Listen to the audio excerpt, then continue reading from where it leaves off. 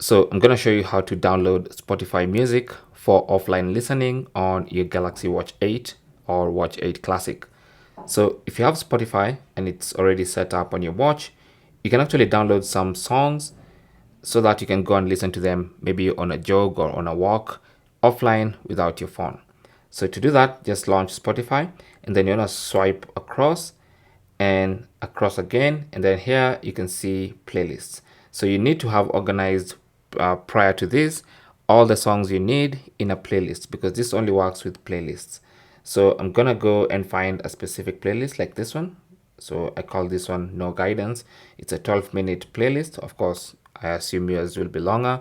And then if you have a Spotify premium subscription, you will see this download button. So just tap on it and it's gonna download all those songs. So there's allow notifications here, and it's going to download all those songs onto the device memory. And you can see every song with a green downward facing arrow is already downloaded onto the device.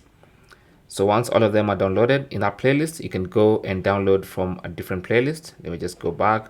You can find a different playlist like this one and also download these ones onto your device.